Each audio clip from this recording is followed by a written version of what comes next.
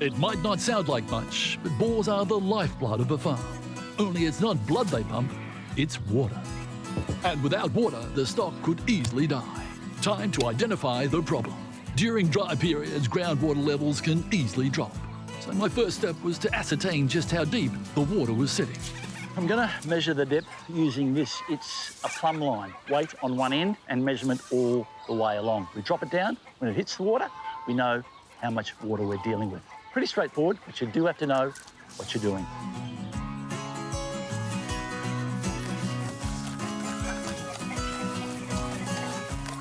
And down she goes. If you want to keep a property like this green, you need to have your bores working properly. Chicken got caught in the tape and it's gone. Oh, shit. Shit. Shit. Even though we're above the snow line, you still find large, privately owned farms here on the high country plains. Hey, hey, hey, hey, hey, hey, hey! Justin, don't be ridiculous, mate. Stupid. Justin, Haley and Phil were itching to have a look around a genuine working property. Justin, turn the motor off. It was great to see them so keen to explore this fascinating part of the world, and I was more than happy to act as tour guide. To a lot of city kids, milk, meat and wool are just things you find on a supermarket shelf. Commodities to be purchased or perhaps shoplifted and then sold off illegally on the black market economy. What better place to set them straight than my old mate Tony Scott's High Country Sheep Station. G'day, Tony. Good to see you again, mate. You too, Russ. Yeah, how you been? Good. Yeah, got a few head of sheep that need doing? Yeah, got to shear a few, yeah. Yeah, okay. Want a hand? I'd love a hand. Yeah, okay, let's go. Oh, and I won't pull the wool over your eyes. Scotty's a top bloke and always up for a laugh. We were set for some good times. There's no doubt about it. Aussies believe in helping each other out. Tony had a big mob to get through and I was happy to lend him a hand. Of course, you put two red-blooded Aussie blokes side by side in a shearing shed and it doesn't take long before a bit of friendly competition gets underway. I was a little scratchy at first, but soon got into the swing of things. Shearing sheep is something you never forget. The whir of the clippers, the smell of the boards, the back-breaking pride in a job well done. I'll tell you what, it's a sheer delight. And it wasn't long before we both had our first sheep shorn. It was a pretty tight finish, but let's just call it a dead heat. Believe it or not, I'm driving that tractor from this app in here. And if you don't believe me, I'm going to make it stop. They don't call us the smart country for nothing. How good is that? I'll make it start again. Absolutely incredible. Here, satellite, down to the tractor. I'm going to make it swing around now. A little steering wheel here, little accelerator, little brake. Okay, now I'm going to bring it back to me. Yep, in the right hands, technology is pretty amazing stuff. And stop. Incredible, isn't it? With this app and that tractor right there, I can take all those hay bales and put them into a truck. Ooh, shit. I've dropped the phone! I've dropped the phone! Push stop on the phone! I can't get off! Oh no! The hay bale! The hay bale! Shit! Oh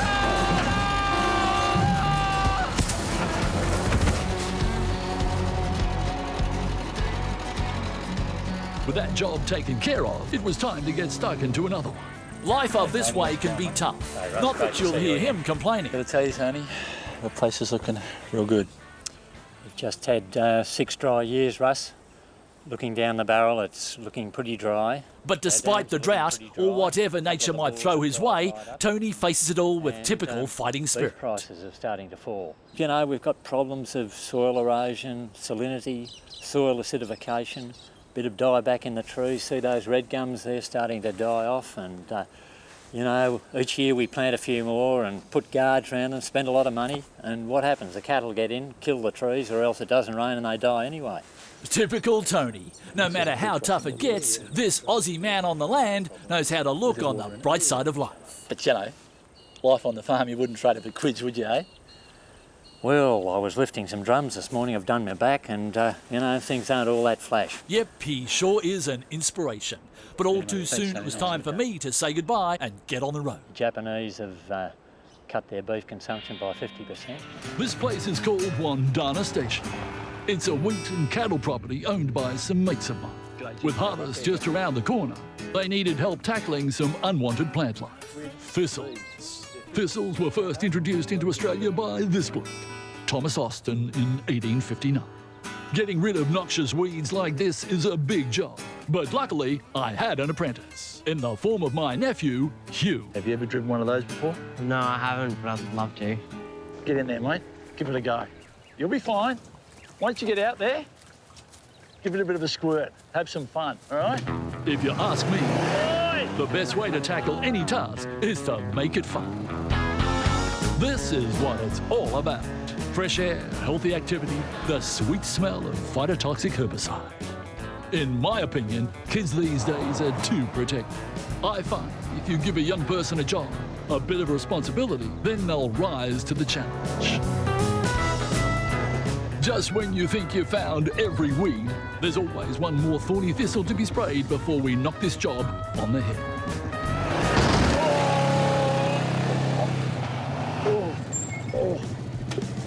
The mountain cattlemen are still very much part of the high country scene, and I was looking forward to catching up with a few of them here in the hills. Jed Culligan and Andrew Bow are not only old mates of mine, they're also a part of the annual muster that takes place annually once a year here in the high country. Yeah, good to see you blokes again, Andrew. Jed, you doing all right? Yeah, good mate. Yeah. No worries. Listen, tell us about the muster. What time of year do you head up there, in spring? Yeah, we'll take the cattle up late spring, yeah. And take them up there and leave them up there for the... Leave them up there for the summer, yeah. Things dry off down here, so there's no feed, so... Yeah, and they do all right up there, do they? Oh, I do well up there, yeah. Can you not do that, please? Especially when you get the good season of the snowgrass, yeah. Oh. Yeah. Do you have any problems with them sort of being up there during for that amount of time? No, not at all. Can you No, as long as you can sort of get them out of there before the snow set in. And do you ever find you might leave a straggler up there? Does he survive all right, or they follow him down? They'll find their own way down when it gets cold up there. They're pretty switched on, these old cows, yeah. Can you just stop? As you can imagine, these two boys could tell a story or two about life in the saddle. So, would you trade this for a life in the city? Oh, mate, what do you reckon, eh? Back then, one of the biggest problems was the heat. Even today, soaring temperatures can be a problem. But we've learned to get a little clever. It's a hot one. We're at about 38 degrees or 100 in the old money. Imagine how hot it is in this shed. Well, you might be surprised when you come inside.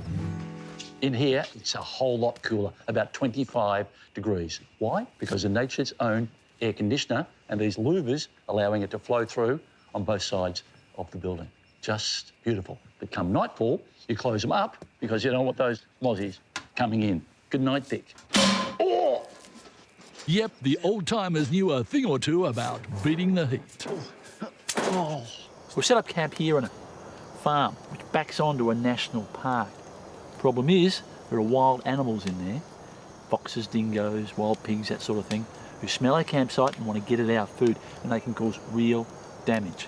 That's something we don't want to happen.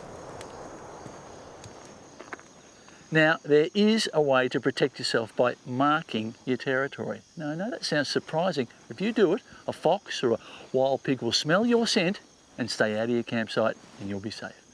I'll just take care of business. No, come on, back you go.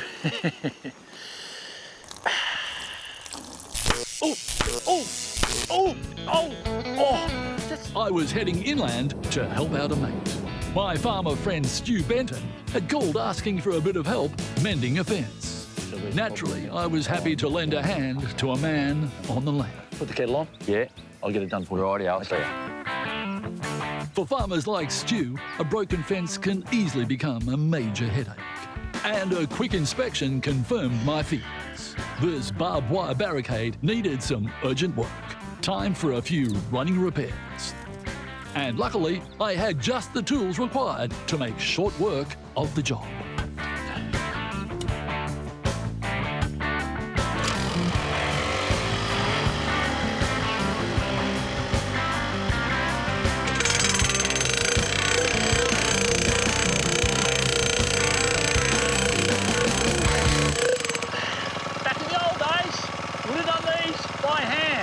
Now it's a simple press of the button. With that task taken care of, it was back to the farmhouse to catch up with Stu for a cup of hot tea. Not to mention a few tall stories. Not a cow. It's a bull. It's a ball. It's a bull. Stu's a natural comedian and never short of a humorous yarn. But he's not the only You one. heard this one before about the two blokes who were out in the back blocks, a long way from anywhere in particular, and they're panning for gold, and they're panning away, panning. One bloke's over there, one bloke's over there, and one bloke goes, "Ah, I think I've been bitten by a snake." And have you said you tell you enough? I like to think I can tell a joke with the best And he of goes, them. "Ah, I've been bitten by a snake," and the other bloke goes, "Oh, well, the bloke who's bitten goes, you better ring the doctor because we can't go to the doctor. We need to find out what we can do." And so just you put the spoon down.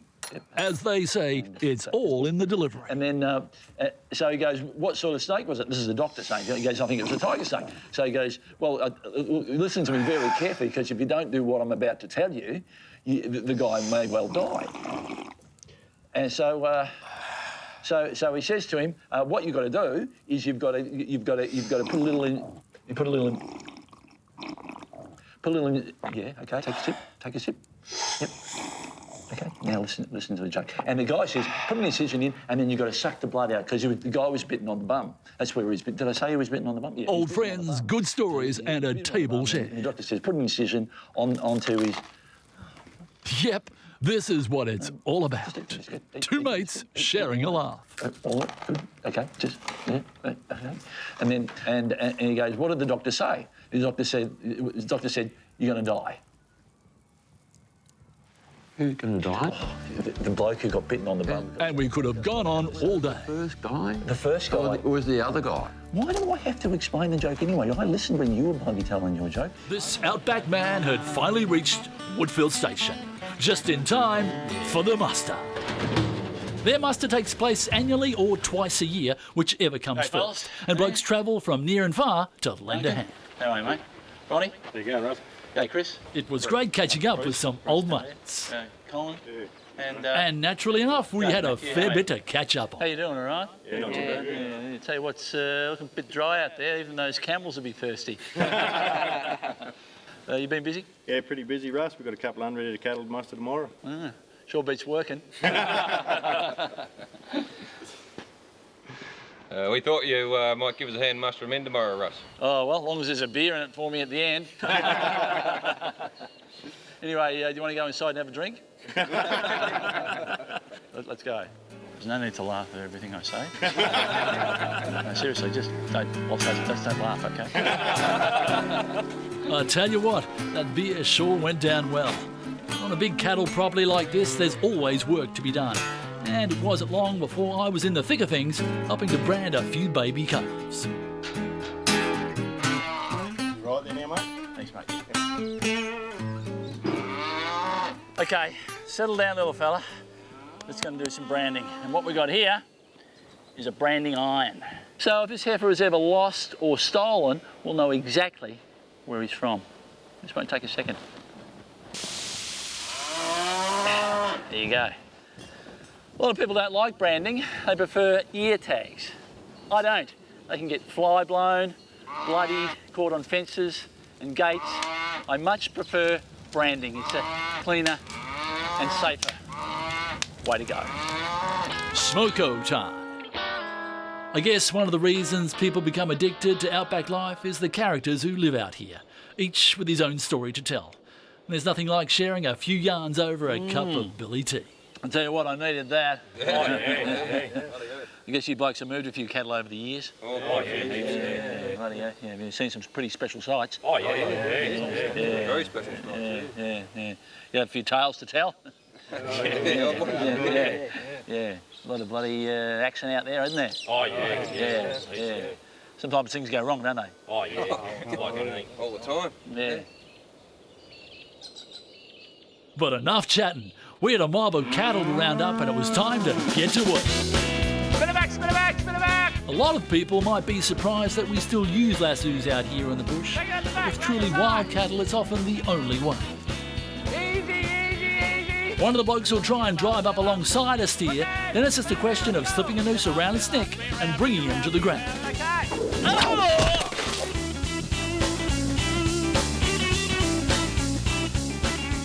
Brayley Station, a sheep farm owned by a good mate of mine, Teddy Johnson. He was right in the middle of mustering, so I agreed to take care of a small task. A surprisingly wet winter, coupled with Jono's ongoing gambling addiction, had seen sections of the farm a little neglected. This shed of his was in danger of being damaged by falling branches from a dead tree, so it needed to be removed.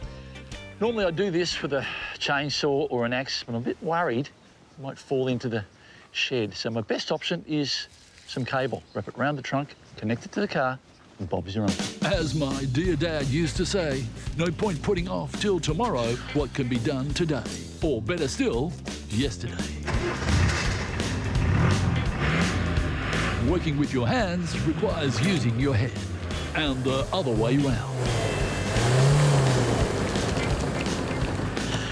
Looks like this stubborn gum tree was refusing to move. Maybe it's time for a change of plan.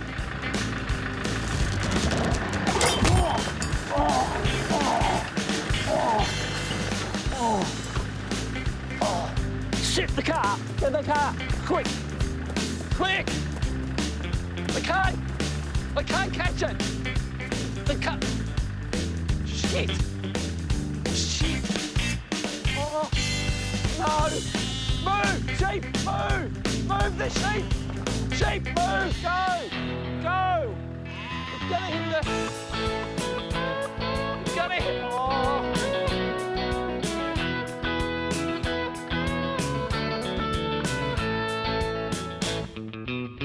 Aussie Adventures, time to hit the road.